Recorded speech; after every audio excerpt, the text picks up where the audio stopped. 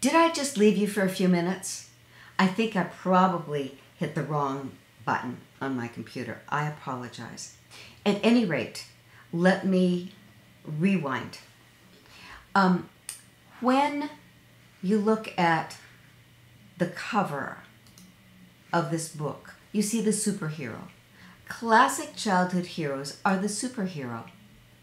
And this superhero, I really love this image because he's obviously one of those super guys who does wonderful things. But he doesn't look happy. He looks tired and maybe discouraged. And then this is the paradox of our childhood role models. The paradox is they give us great strengthening and gifts, but there are things in that role model, in that character, that are missing, or that can be misconstrued, or that can be a detriment. Because if we think we're supposed to be perfect and a superhero, we're only human. And then we get discouraged ourselves. So this is one of the fastest and most interesting tools I know to help us go forward in learning ourselves and in mentoring our kids at the highest level. I first became interested in this when I started studying depth psychology. And interestingly enough, this last weekend I was able to be in a meeting where the presenter was Dr. James Hollis. He's very famous and greatly loved, and oh my goodness, he is a high-level expert. So he said he was defining depth psychology for us because, of course, that's not commonly thought of or discussed even in my profession. And so, interestingly enough, there are 4 points, and they're not very obvious. So, number 1 is, it's not about what it's about. What?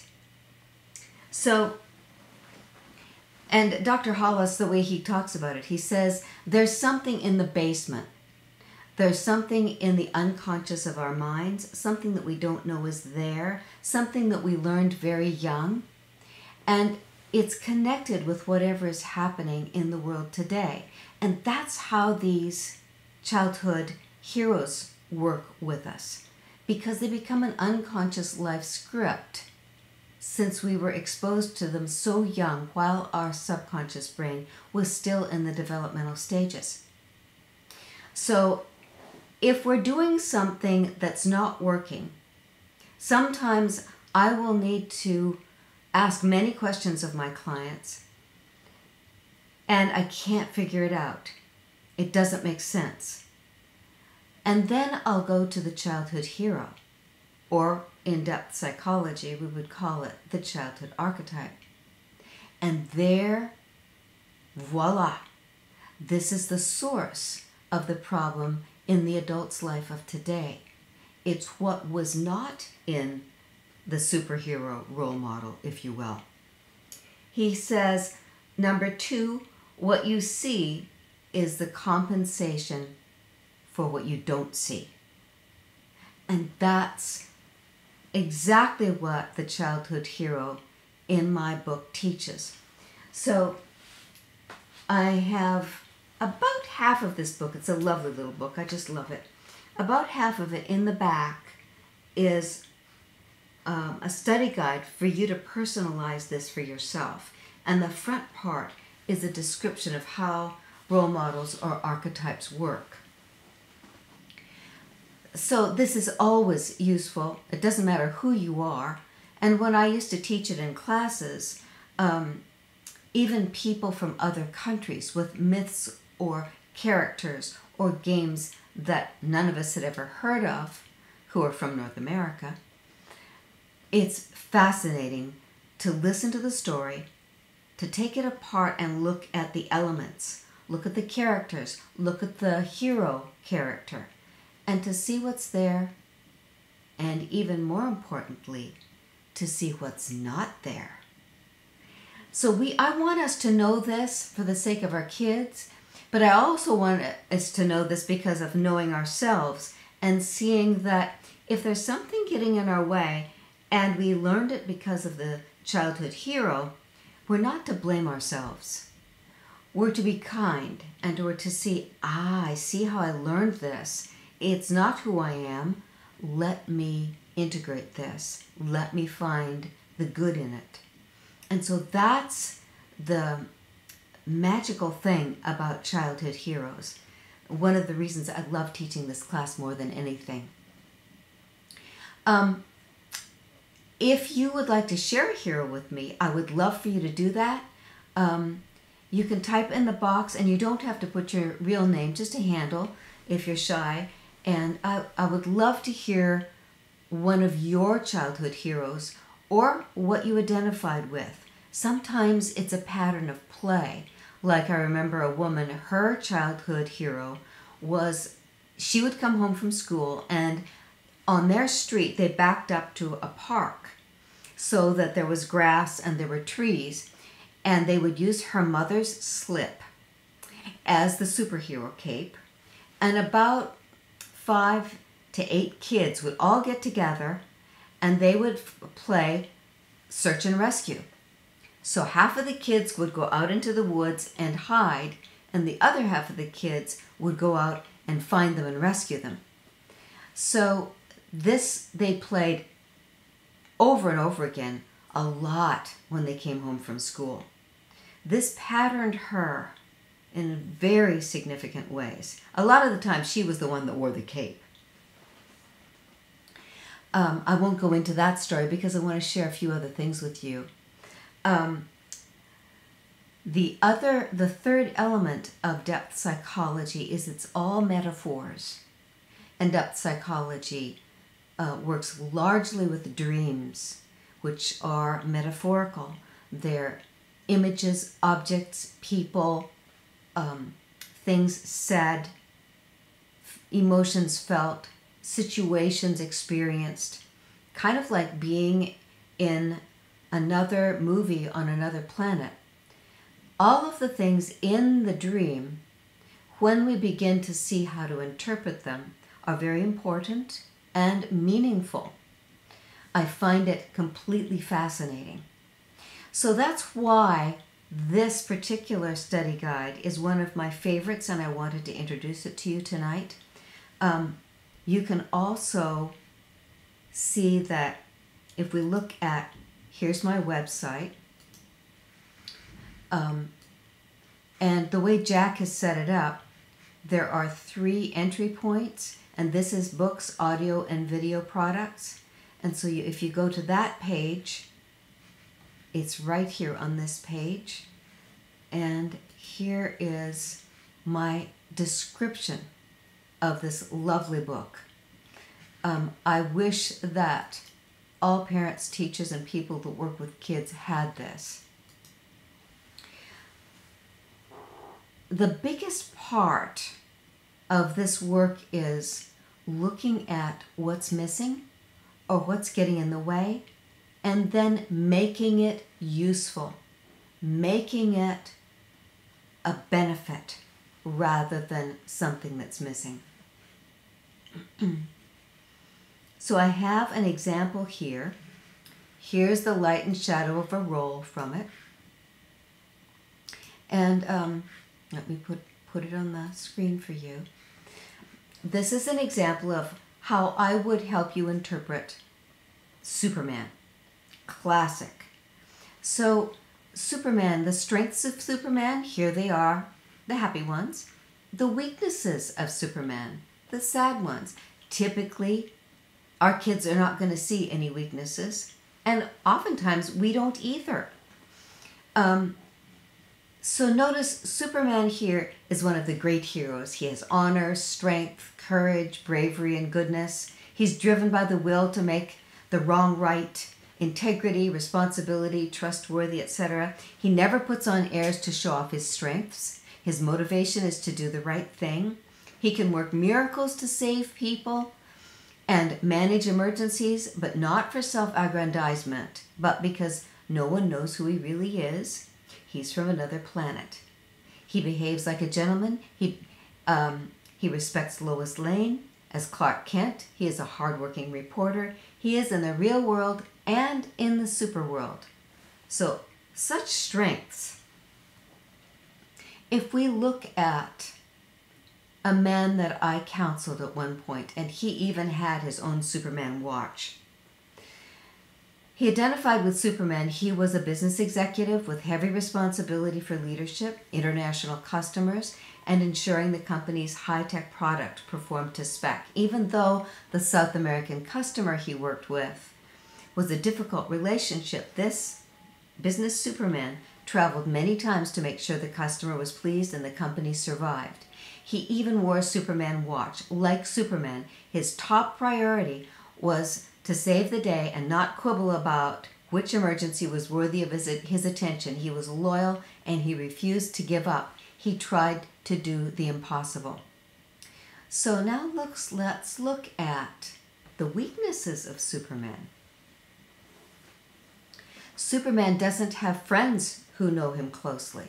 So I'm thinking if you have somebody whom you know plays the white hat, in my generation it would be the John Wayne, the person who is the one in charge, who rescues, who makes things right.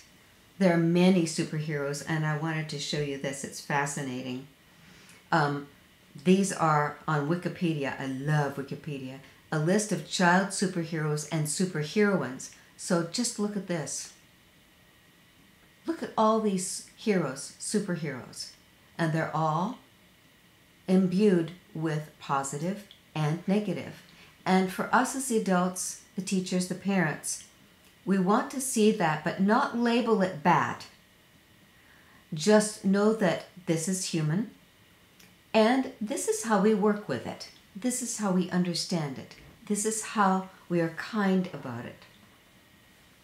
So, he doesn't have friends who know him closely. Think about the white hats you know who don't have close relationships with friends. He's lonely, but he doesn't show it, right? People can't get to know him, but it doesn't seem to bother him because he has such a huge mission. And so then, so many of our real superheroes in the world, they're devoted to their work. They may become workaholics even because of how important their mission is. He frustrates Lois Lane. She's attracted to both sides of him, Superman and Clark Kent, but he can't have a relationship because he has a secret. He's not human. He doesn't really belong on Earth. So think about those superheroes, men or women, where they're devoted to being stronger, in charge, can do, but they're not devoted to being intimate or vulnerable or connected or in a reciprocal, honest relationship. They hold themselves to be the rescuer, the person who keeps everybody safe. Which means he's not really on Earth as a human being. He's in that role, that Superman or that superhero role.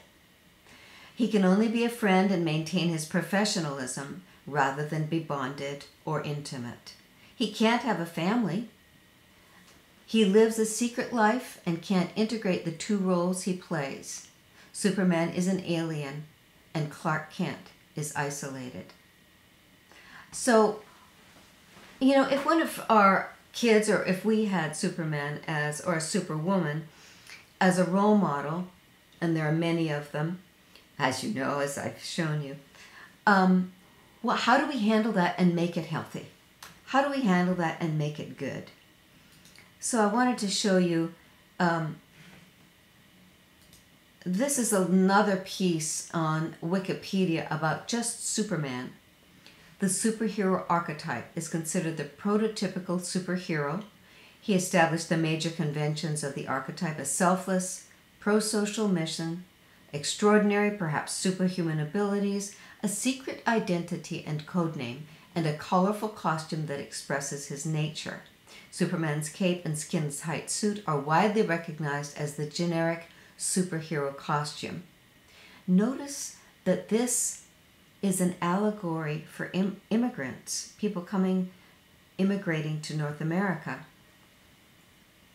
One of the writers saw the character as pushing the boundaries of acceptance in America. The extraterrestrial origin was seen as challenging the notion that Anglo-Saxon ancestry was the source of all might. Gary Engel saw the myth of Superman with total confidence and a childlike innocence the value of the immigrant in American culture. He argues that Superman allowed the superhero genre to take over from the Western as the expression of immigrant sensibilities. Through the use of the dual identity, Superman allowed immigrants to identify with both of their cultures. Now, isn't that a gift? So if you're interested in that, Wikipedia has a very deep file on it. It's fascinating. So we've seen the light and shadow of a role model, and now the shadow in the man who was the executive that played Superman. I name each of these. So this is the superhero and the lonely alien in Superman. In this client, this executive, I called him the superachiever and the exhausted executive. That same man stayed with the company as when was almost the last to go down with the ship. He was so determined to save the day that he didn't walk away from a company going downhill and a customer who was on the edge of ethics. His devotion to the mission, his sense of responsibility and integrity wouldn't let him take his losses and find a better job. After all, he held himself apart, as if he were from another planet, and carried superpowers to fix anything. He refused to listen to his wife. She too was an executive who had her own life, and both were satisfied with minimal time together for some time, like Superman and Lois Lane. So that was an experience that was very dynamic. It changed that couple immediately to see with a clear sight what they had been doing and what they were missing.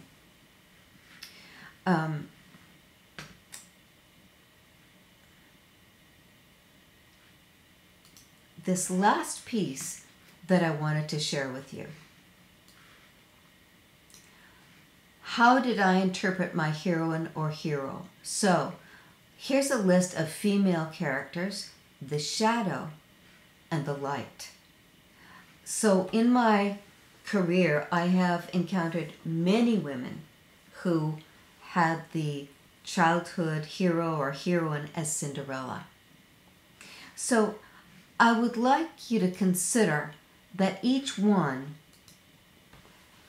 had a different memory of the story. We each respond to stories in our own personal way.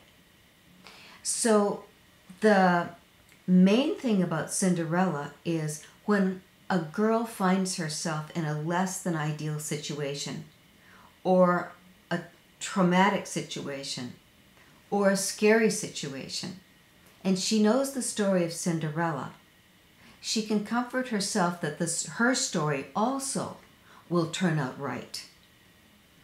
So this is one of the things that happens where a young woman thinks that Prince Charming will come and rescue her, where in reality, a man is not a Prince Charming.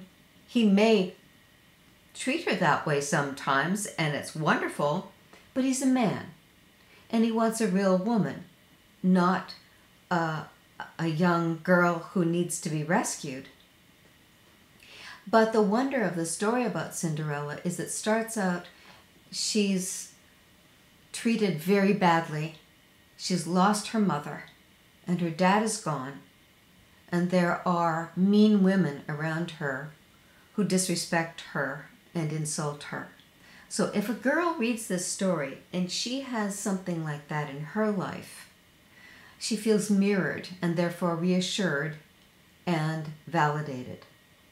Then the story goes on to say there's a fairy godmother and other things that bless this troubled dear girl who is really and truly victimized and lift her up, which means someday not only my prince will come, but someday I will have connection to resources that are going to help me and that I can use to get myself away from the situation of mean people. So that is very powerful for a child in a troubling place. It's a true gift for them. We want to be very careful to understand the gift, but also to see how it's helping her build an idealized image of something that won't turn out, that won't be real in the world. And then she'll be discouraged, or she won't find a real man to love because she keeps thinking that her Prince Charming is going to come. So that's a simple introduction to how marvelously this works and how we really want to know what we're doing when our kids want us to read them. You know, if it's only Thomas the Train, you're looking at Thomas the Train and saying, okay, my child is learning this subset of good stuff, which is great. And there is this and this and this in addition to what Thomas the Train teaches. So I am going to be very clever, and I am going to orchestrate the other things in that child's life to expose them to the other worlds that we know are good and that they need to learn about very young as possible, so that they, I think about it as they develop those hangers in their brain, and they can recognize that as life moves along. Oh, Little House on the Prairie teaches empathy and family and relationships. The idea of the new avatars teach us that, I love the way they do that, that I am me, and I also can have avatars, which I can also have other roles, other hats that I can wear and live through. I love that. So we want our kids to develop, if they're already imprinting on science, we want also them to have the humanities. If they're already imprinting on sports, we also want them to have the arts. If they're already fantastic with people and friendly and everything, we also want to help them love their solitude and contemplation. If they're socially shy, we want to take them into meeting people and expand that part of who they are. So my hope is that we all retain, 5 or 6 heroes from what we learned in childhood. So as I've looked, of course, I've done my own work on this out the wazoo. I have 5 major archetypes that I carry. The first one was the most difficult one for me. It was Jo March in the book Little Women. And I dedicate my darling little book here to Louisa May Alcott, who wrote Little Women, because of the gift she gave me in the role model of Jo March. But she also blinded me to how I was living to that role and had some hardships in life. Mind you, I'm sure glad I did, because that's part of what has made me the woman I am today. So no matter what it is, I'm not going to judge it. We want to understand it, though. We want to understand it so that we use it with wisdom and discernment and grace if possible. So thank you for tuning in. Thank you for your interest. And I will see you next Monday.